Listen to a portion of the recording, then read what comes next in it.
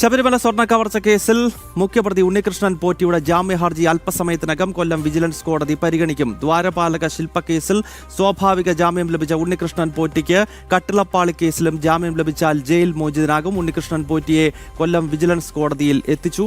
വിവരങ്ങൾ മനോജ് നൽകും. മനോജ്, ഇന്നിപ്പോൾ ജാമ്യാപേക്ഷ അല്പസമയത്തിനകം പരിഗണിക്കാൻ പോകുന്നു. ഇടക്കാല കുറ്റപത്രം പോലും SIT സമർപ്പിച്ചിട്ടില്ല. ഈ ഒരു സാഹചര്യത്തിൽ പോറ്റി ജയിൽ മോചിതനാകാനുള്ള സാധ്യതയല്ലേ ഈ ഘട്ടത്തിൽ തെളിയുന്നത്?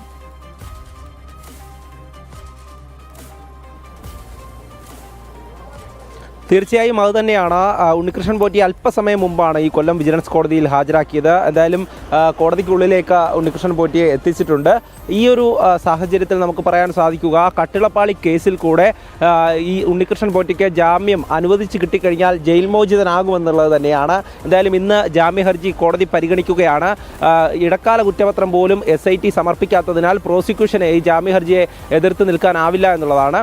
എന്തായാലും കോടതിക്കും ഇക്കാര്യത്തിൽ വിവേചനം കാണിക്കാൻ സാധിക്കില്ല. കാരണം നേരത്തെ ദ്വാരപാലക ശില്പക്കേസിൽ ഉണ്ണികൃഷ്ണൻ പോറ്റിക്ക് ജാമ്യം അനുവദിച്ച് നൽകിയിരുന്നു.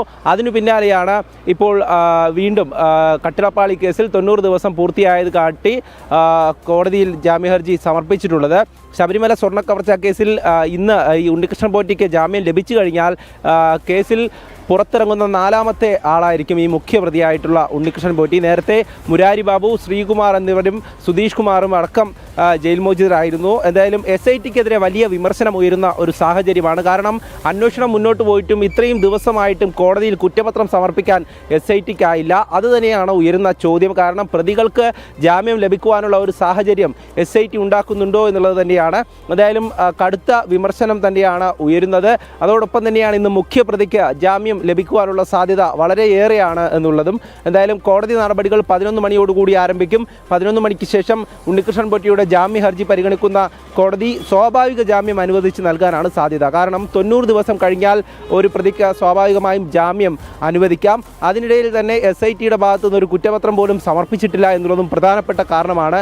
എന്തായാലും ശബരിമല സ്വർണ്ണ കവർച്ച കേസിലെ മുഖ്യപ്രതി ഉണ്ണികൃഷ്ണൻ പോറ്റി ഇന്ന് ജയിൽ മോചിതനാകും എന്നുള്ളത് തന്നെയാണ് നമുക്ക് ഈ ഘട്ടത്തിൽ പറയാൻ സാധിക്കുക. കാരണം സ്വാഭാവിക ജാമ്യം നേടിക്കഴിഞ്ഞാൽ ഉണ്ണികൃഷ്ണൻ പോറ്റിക്ക് ഇന്ന് വൈകിട്ടോടുകൂടി തന്നെ ജയിലിൽ നിന്നും പുറത്തിറങ്ങാൻ സാധിക്കും. എന്തായാലും നിലവിലെ ഒരു സാഹചര്യത്തിൽ SIT നടത്തുന്ന അന്വേഷണം അത് തൃപ്തികരമല്ല എന്നുള്ള കാര്യം പല കോണുകളിൽ നിന്നും ഉയർന്നു കഴിഞ്ഞു. എന്തായാലും ED കൂടെ അന്വേഷണ രംഗത്തുണ്ട്. ഈ സാഹചര്യത്തിലാണ് SITക്കെതിരെ കടുത്ത വിമർശനം ഉയരുന്നത്. എന്തായാലും പോലീസ് ഇവിടെ ഇപ്പോൾ കോടതി പരിസരത്തുണ്ട്. പോലീസ് സാന്നിധ്യത്തിൽ തന്നെയാണ് പ്രതിയെ ഇപ്പോൾ അന്വേഷണ സംഘം കോടതിയിലേക്ക് എത്തിച്ചിട്ടുള്ളത്.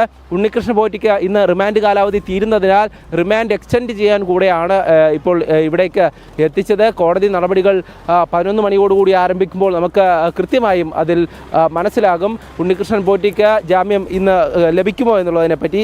എന്തായാലും സ്വാഭാവിക ജാമ്യം സുധീഷ് കുമാറിനുൾപ്പെടെ ആ ജാമ്യ ഹർജി പരിഗണിക്കുന്ന ദിവസം തന്നെ ലഭിച്ചിരുന്നു എന്നുള്ളതാണ്. അതോടൊപ്പം തന്നെ ഇതിൽ പ്രധാനമായും ദ്വാരപാലക ശില്പക്കേസിൽ ഉണ്ണികൃഷ്ണൻ പോറ്റിക്ക് ആദ്യം, അതായത് ഈ ശബരിമല സ്വർണ്ണ കവർച്ചാക്കേസിൽ ഏറ്റവും ആദ്യം ജാമ്യം ലഭിക്കുന്നയാൾ ഉണ്ണികൃഷ്ണൻ പോറ്റിയാണ്. അത് ദ്വാരപാലക ശില്പക്കേസിലായിരുന്നു. പക്ഷേ കട്ടിളപ്പാളി കേസിൽ റിമാൻഡ് തുടരുന്നതിനാലാണ് ഉണ്ണികൃഷ്ണൻ പോറ്റി ജയിൽ മോചിതനാകാതിരുന്നത്. അതിനുശേഷം മുരാരി ബാബു ആയാലും അതോടൊപ്പം തന്നെ മറ്റു പ്രതികളടക്കം ഈ ജയിൽ മോചിതരായി എന്നുള്ളതും പ്രധാനപ്പെട്ട കാര്യമാണ്. എന്തായാലും അവരെയൊക്കെ ED ചോദ്യം ചെയ്തിരുന്നു. ഈ ഒരു സാഹചര്യത്തിൽ തന്നെയാണ് ഉണ്ണികൃഷ്ണൻ പോറ്റിക്ക് കൂടെ ജാമ്യം ലഭിക്കുവാനുള്ള സാധ്യത നമ്മൾ കാണുന്നത്. എന്തായാലും ജാമ്യം ലഭിച്ചാലും ഉണ്ണികൃഷ്ണൻ പോറ്റിയെ സംബന്ധിച്ചിടത്തോളം ഈ കേസുമായി ബന്ധപ്പെട്ട കൃത്യമായിട്ടുള്ള ഉപാധികൾ കോടതി വയ്ക്കുമെന്നാണ് മനസ്സിലാക്കുന്നത്. അങ്ങനെയെങ്കിൽ പോലും തെളിവുകൾ നശിപ്പിക്കുവാനോ അല്ലെങ്കിൽ മറ്റ് സാക്ഷികളെ സ്വാധീനിക്കുവാനോ ഉള്ള സാധ്യതയും കൂടെ കാണേണ്ടതുണ്ട്. അതുകൂടെ പരിഗണിച്ചാകും സ്വാഭാവികമായും കോടതി ജാമ്യം അനുവദിക്കുക.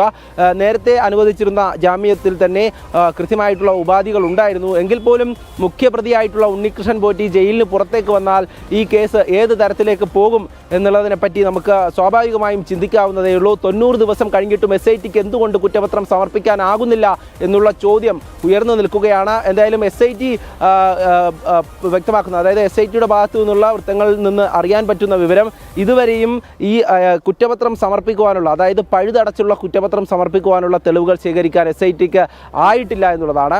എന്തായാലും ഉന്നതരുടെ സമ്മർദ്ദമുണ്ടോ എന്നുള്ളത് കൂടെ പരിശോധിക്കേണ്ടതുണ്ട്. കാരണം ശബരിമല സ്വർണ്ണ കവർച്ച കേസിൽ ആദ്യഘട്ടത്തിൽ അറസ്റ്റുകൾ നടക്കുന്നു. പിന്നീട് തദ്ദേശ തെരഞ്ഞെടുപ്പ് നടക്കുമ്പോൾ അറസ്റ്റുകൾ നിർത്തിവെച്ച് പിന്നീട് ഒരു മിതത്വ മൗനവ്രതം പാലിക്കുന്നു. അതിനുശേഷം വീണ്ടും കോടതി വിമർശനം ഉന്നയിച്ചപ്പോൾ മറ്റു പ്രതികളിലേക്ക് പോകുന്നു. അതോടൊപ്പം തന്നെ മന്ത്രിമാരെ അടക്കം ചോദ്യം ചെയ്തിട്ടും മറ്റു നടപടികളിലേക്ക് പോകാൻ SIT തയ്യാറായിരുന്നില്ല. ഇതിനിടയിൽ തന്നെ SITക്ക് നേരിടേണ്ടി വന്നിട്ടുള്ള സമ്മർദ്ദം അത് നമ്മൾ നേരത്തെ തന്നെ വ്യക്തമാക്കിയതാണ്. അത്തരത്തിലൊരു സമ്മർദ്ദത്തിൽ SIT പെട്ടിട്ടുണ്ടോ എന്നുള്ളത് കൂടുതൽ പരിശോധിക്കേണ്ടിയിരിക്കുന്നു. ഒരു സംശയത്തിൻ്റെ നിഴലിലാണ് ഇപ്പോൾ SIT. കാരണം പ്രതികൾക്ക് ജാമ്യം ലഭിക്കുവാനുള്ള സാഹചര്യം SIT ഒരുക്കി നൽകുന്നു എന്നുള്ളത് തന്നെയാണ് ഉയരുന്ന ആരോപണം. ഓക്കെ മനോജ്, എന്തായാലും ഈ ജാമ്യാപേക്ഷ പരിഗണിക്കുന്ന ഘട്ടത്തിൽ വീണ്ടും നമുക്ക് കൊല്ലം വിജിലൻസ് കോടതിയിലേക്ക് പോകാം. മനോജാണ് അവിടെ നിന്നും ചേരുന്നത്. എന്തായാലും ശബരിമല സ്വർണ്ണ കവർച്ച കേസിൽ വലിയ തിരിച്ചടി തന്നെയാണ് ഇതെന്ന കാര്യത്തിൽ സംശയമില്ല. കാരണം ഉണ്ണികൃഷ്ണൻ പോറ്റി അതിലെ ഒന്നാമത്തെ പ്രതിയാണ്. നേരത്തെ ദ്വാരപാലക ശില്പ കേസിൽ പോറ്റിക്ക് ജാമ്യം ലഭിച്ചിരുന്നു. പക്ഷേ പോറ്റി ജയിലിൽ തുടരാനുള്ള കാരണം കട്ടിളപ്പാളി കേസുമായി ബന്ധപ്പെട്ടതാണ്. എന്നാൽ ഇന്നിപ്പോൾ ജാമ്യം ഒരുപക്ഷെ പോറ്റിക്ക് കിട്ടാനുള്ള സാധ്യത തന്നെയാണ് നിയമവിദഗ്ധരും ചൂണ്ടിക്കാണിക്കുന്നത്. കാരണം SITയുടെ അഴകുഴമ്പൻ സമീപനമാണ് അതിന് കാരണമെന്ന കാര്യത്തിൽ സംശയമില്ല.